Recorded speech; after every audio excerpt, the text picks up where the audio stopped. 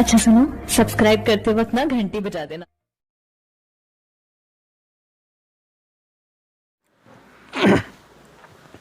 Hello friends, आपका हमारे YouTube channel chemistry point by doctor CV sir में स्वागत है।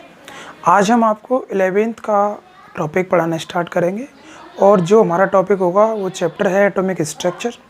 और आज से आप कंटिन्यू हमारे साथ बने रहेंगे जिससे कि आपका सिलेबस टाइम से हम कंप्लीट करा दें और आपके परीक्षा में अच्छे नंबर आएँ। उससे पहले आपसे निवेदन है कि इस चैनल को आप शेयर, सब्सक्राइब, लाइक करें और जो 11th के बच्चे हैं उनको बताएं कि हमारा ऑनलाइन बैच स्टार्ट हो गया। ये बैच बिल्कुल फ्री ऑफ कॉस्ट रहेगा, विद नोट्स सब कुछ मिलेगा। और ये क्लासेस हिंदी एंड इंग्लिश दोनों मीडियम के लिए ही होगी, चाहे वो यूपी बोर्ड का हो चाहे वो सीबीएसई बोर्ड का हो, दोनों बोर्ड के लिए अफोर्ड करेगी। और आप इस बस रिक्वेस्ट निवेदन यह है कि इस चैनल को आप ज़्यादा से ज़्यादा शेयर और सब्सक्राइब करें। तो हमारा जो चैप्टर है उस चैप्टर का नाम है एटॉमिक स्ट्रक्चर। तो इसका लेक्चर नंबर 1 है आज का हमारा। आज जो हमें लेक्चर पढ़ाएंगे वो लेक्चर नंबर 1 है और इस चैप्टर का नाम है एटॉमिक स्ट्रक्चर। एटॉमिक स्ट्रक्चर बोले तो परमाणु संरचना, परमाणु संरचना। जैसा कि आपको इससे पता चल रहा है कि परमाणु यानी परमाणु बना कैसे। एक छोटी सी बात करूंगा, फिर मैं इसके इंट्रोडक्शन पर जाऊंगा। बहुत डीपली पढ़ाएंगे और बहुत अच्छे से आपको समझना है।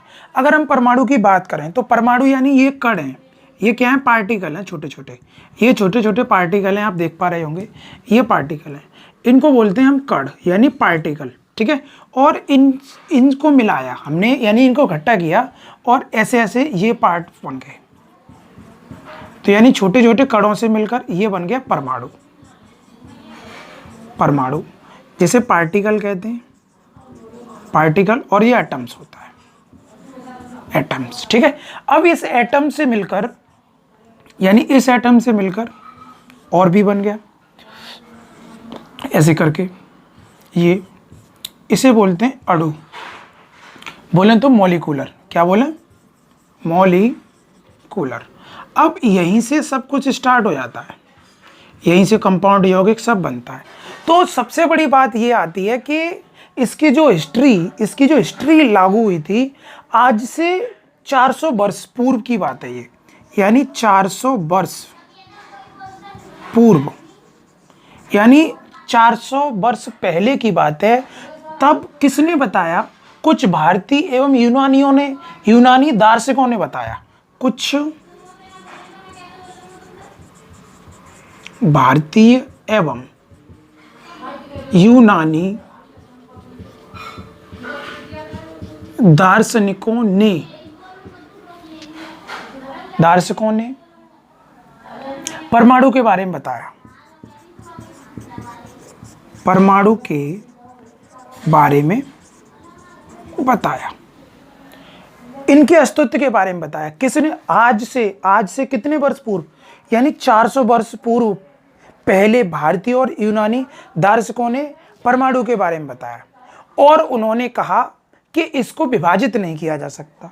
उन्होंने कहा कि इस एटम्स को हम पार्टिसिपेट यानी इसे इंडिविजुअल डिवाइड नहीं कर सकते, इसको विभाजित नहीं किया जा सकता। और उन्होंने एक बात कही कि इसको हम विभाजित नहीं कर सकते, यानी 400 वर्ष पूर्व कुछ भारतीय एवं यूनानी दार्शनिकों ने बताया। किसके बारे में? परमाणु के बारे में। उन्होंने कहा कि इसको विभाजित नहीं किया जा सकता। और उन्होंने कहा ये परमाणु जो है, ये जो परमाणु जो है, परमाणु जो है द्रव्य की मूल इकाई है।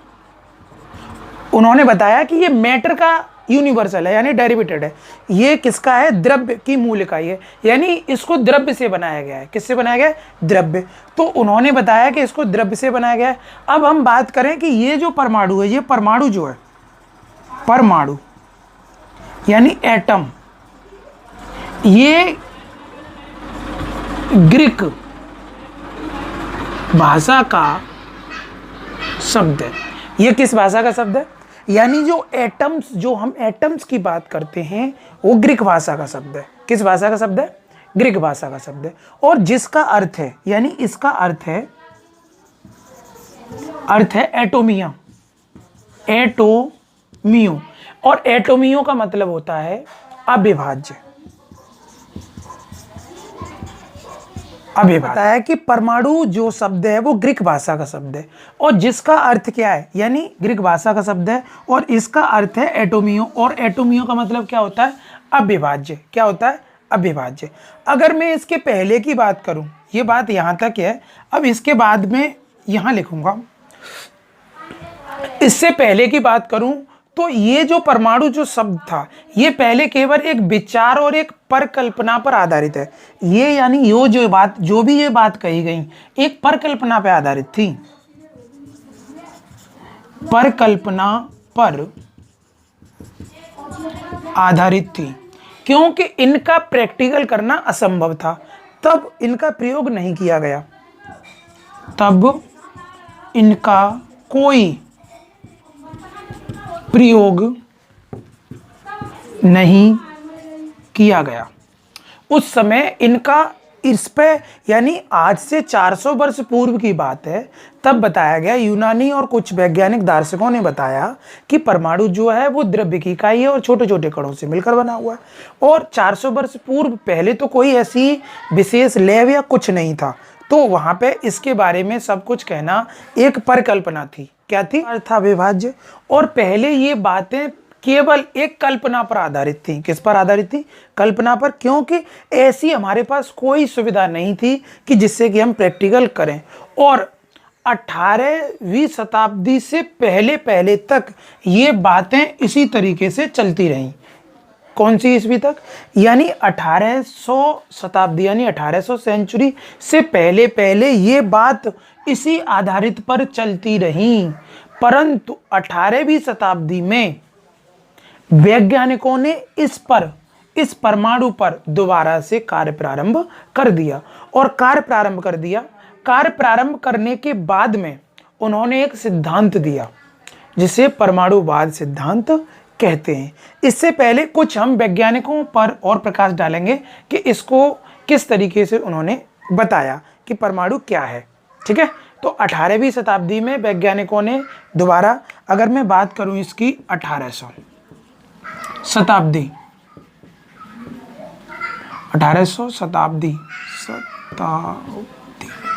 1800 सेंचुरी में दोबारा से वैज्ञानिकों ने इस पर कार्य प्रारंभ कर दिया। तो सबसे पहले जो इस परमाणु के बारे में बताया था वो डाल्टन ने बताया था। अब इसका फटाफट से स्क्रीनशॉट लो। अब मैं कुछ जो हमारे भारतीय और यूनानी वैज्ञानिक थे उनके विचारों के बारे में बताऊंगा कि भारतीय वैज्ञानिकों ने क्या कहा था और यूनानियों ने क्या कहा था। ये केवल एक छोटा सा इंट्रोडक्शन चल रहा है। ठीक है, तो ये बात आई होप ये समझ में आ गया होगा। इसे मैं रेज करता हूँ। मैंने आपको बताया कि आज से 400 वर्ष पूर्व कुछ भारतीय वैज्ञानिकों यानी भारतीय दार्शनिकों और यूनानियों ने बताया। तो इसी बात पे अब हम विचार करेंगे कैसे बताया उन्होंने। तो देखिए, जो भारतीय हमारे दार्शनिक थे उनका नाम था महर्षि कणाद। क्या नाम था, महर्षि कणाद। महर्षि कणाद ने बताया कि परमाणु अति सूक्ष्म छोटे छोटे कणों से मिलकर बना होता है। तो मैंने बताया था अभी तुम्हें एक बात बताई थी, ये छोटे छोटे कण हैं और इनको मिलाकर एक बड़ा कण बना जिसको हमने क्या बोला, परमाणु। ये बात पता है किसने कही थी, महर्षि कणाद ने कही थी। किसने कही थी, महर्षि कणाद ने। और महर्षि कणाद के स्टेटमेंट पर ही एक वैज्ञानिक था डेमोक्रिटस और एक था लुक्रेटस, उसने भी इन्हीं के मत पर वो भी सहमत थे। लेकिन उसके बाद में एक अरस्तु और प्लूटो आया।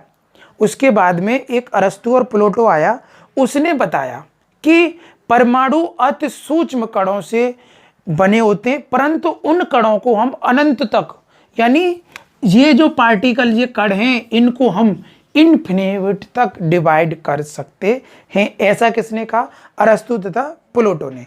लेकिन अरस्तु तथा प्लूटो ने यह बात कही, सबसे पहले महर्षि कणाद ने क्या बात बताई, महर्षि कणाद ने बताया कि ये जो परमाणु है वो बहुत छोटे छोटे पार्टिकल से मिलकर बना होता है। उनके स्टेटमेंट पर कौन कौन सहमत था, एक तो महर्षि कणाद थे, दूसरा कौन था, लुक्रेटिस था, और कौन था, डेमोक्रेट्स था। उन्होंने बात ये मान ली, लेकिन उसके बाद में कुछ वैज्ञानिक और आए, उन्होंने बताया, जिसका नाम अरस्तु और प्लेटो था, उसने बताया कि द्रव्य को अनंत तक विभाजित किया जा सकता है, ऐसा प्लेटो ने बताया। लेकिन लास्ट टाइम पे क्या हुआ, इन सिद्धांतों को सबको देखते हुए और द्रव्यमान संरक्षण के नियम का पालन करते हुए ये नियम ज़्यादा दिन तक नहीं चले, जो पुराने वाले थे वो नियम ज़्यादा दिन तक नहीं चले, परंतु कुछ समय बाद डाल्टन ने एक नियम दिया और उस नियम को ही हम डाल्टन थ्योरी कहते हैं। तो अब देखिए, हमने ये बात तो अभी अपने स्टेटमेंट में कही, आप अपने नोट्सों में कैसे लिखेंगे इस बात को, तो आइए देखते हैं। और आप अपना कॉपी पेन ले लो और तुरंत की तुरंत लिखना स्टार्ट करें, जिससे कि आपको चैप्टर को समझने और पढ़ने में कोई प्रॉब्लम ना आए। अगर हम फैक्ट नंबर 1 की बात करें, सबसे पहले पॉइंट नंबर 1 की बात करें, तो महर्षि कणाद ने बताया था कि समस्त द्रव्य अति सूक्ष्म कणों से मिलकर बने होते हैं। महर्षि कणाद ने बताया कि समस्त द्रव्य अति सूक्ष्म कणों से मिलकर बने होते हैं, कणों से मिलकर बने होते हैं। ये मैं स्टेटमेंट की बात कर रहा हूं, यानी महर्षि कणाद ने बताया कि समस्त द्रव्य अति सूक्ष्म कणों से मिलकर बने होते हैं। उसने साफ बता दिया, यानी महर्षि कणाद का जो प्रपोजल था, यानी Maharshi Kanad proposal that matter is matter up very small particle, एक सिंपल सी बात। यानी महर्षि कणाद ने क्या बताया, महर्षि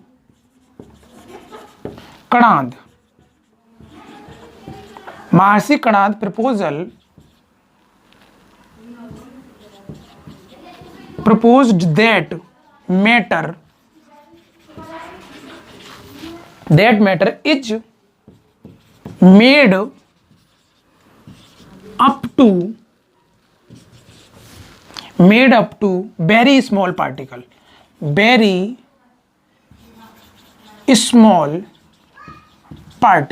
यानी very small particle as known as, that is clear. और उन्होंने अब इसी बात पर दो वैज्ञानिक और आए, मैंने अभी इसको नाम बताए थे, एक का नाम क्या था, ल्यूकिक्रेटस, और दूसरे का नाम क्या था, डेमोक्रेटस।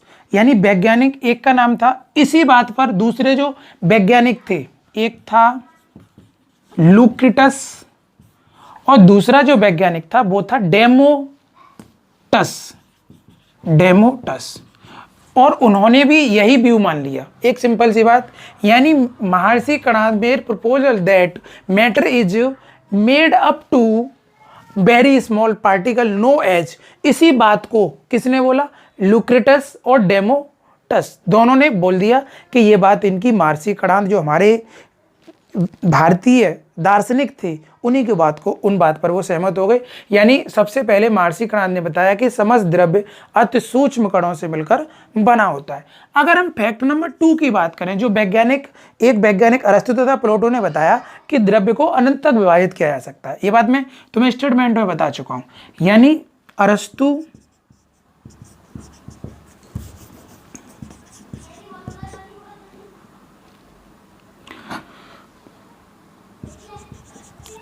तथा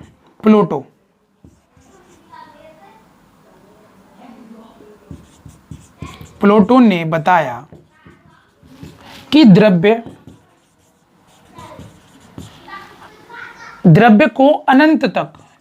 को अनंत तक विभाजित किया जा सकता है, दैट इज क्लियर। यानी वैज्ञानिक आपका जो प्लेटो था, अरस्तु था, उसने बताया कि द्रव्य को जो मैटर है हमारा, उसको इन्फिनिटी तक हम डिवाइड कर सकते हैं। किसने बताया ऐसा, हमारा एक अरस्तु था, अरस्तु एंड प्लूटो, यानी अरस्तु and Pluto proposal that matter, proposed that matter may be divided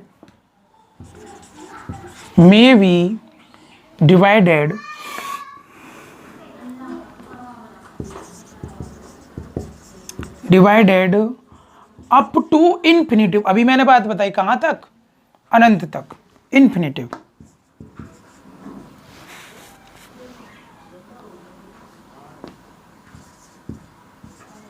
infinitive यानी जो वैज्ञानिक अरस्तु और प्लूटो था उसने बताया कि द्रव्य को हम कहां तक डिवाइड कर सकते हैं, इन्फिनिटिव तक डिवाइड कर सकते हैं।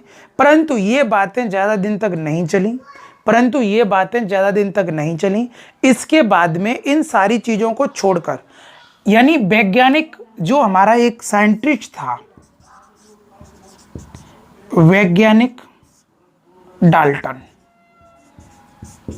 ने 18वीं शताब्दी में 18वीं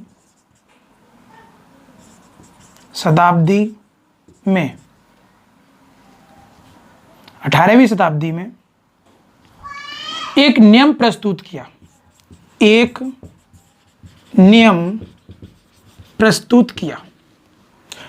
नियम कब प्रस्तुत हुआ भाई? ये नियम 1808 ईस्वी में प्रस्तुत हुआ। जो डाल्टन थे एक स्कूल में अध्यापक थे, तब उन्होंने इस परमाणु सिद्धांत पर कार्य प्रारंभ किया और कार्य प्रारंभ करने के बाद में उन्होंने एक नियम दिया। उस नियम को डाल्टन परमाणु सिद्धांत के नाम से जाना जाता है। किस नियम से जाना जाता है? डाल्टन परमाणु सिद्धांत के नाम से जाना जाता है। अब जो हमारा टॉपिक होगा वो होगा डाल्टन परमाणु सिद्धांत, यानी Dalton atomic theory, Dalton's atomic theory. I hope ये पूरा आपको समझ में आ गया होगा। अब मैं एक दोबारा बात करता हूँ, यानी मैंने बताया ये जो परमाणु होता है वो बहुत छोटे छोटे कणों से मिलकर बना होता है। और ये कण वाली बात किसने कही? महर्षि कणाद ने। और महर्षि कणाद ने बताया छोटे छोटे कणों से मिलकर बना होता है। और इस बात पर और कौन वैज्ञानिक सहमत थे? उन वैज्ञानिकों का क्या नाम था? एक वैज्ञानिक था ल्यूकिक्रटस और दूसरा था डेमोटस। क्या था? डेमोटस। लेकिन जो वैज्ञानिक आए और जो दार्शनिक थे अरस्तु और प्लूटो, उसने बताया कि द्रव्य को अनंत इन्फिनिटिव किया जा सकता है। लेकिन इन सारी बातों को मद्देनजर रखते हुए ये पुराने सिद्धांत काफ़ी समय तक नहीं चले, क्योंकि पहले इतनी प्रैक्टिकल की सुविधा नहीं थी, लैब नहीं थी। परंतु 18वीं शताब्दी में यह सिद्ध हो गया कि परमाणु इस तरीके से इनमें से किसी से सेटिस्फाई नहीं था। तब डाल्टन ने 1808 ईस्वी में एक नियम प्रस्तुत किया। उस नियम को किस नियम से जाना गया? डाल्टन परमाणु सिद्धांत। आई होप ये सारी बातें आपको समझ में आ गई होंगी। जब डाल्टन वैज्ञानिक के आधार पर जब काम कर रहे थे, तब वो एक स्कूल में अध्यापक थे, ब्रिटिश स्कूल के एक अध्यापक थे। उन्होंने ये नियम दिया था। और डाल्टन की पार्ट की हम बात नेक्स्ट पार्ट में करेंगे। तब तक के लिए जय हिंद, जय भारत।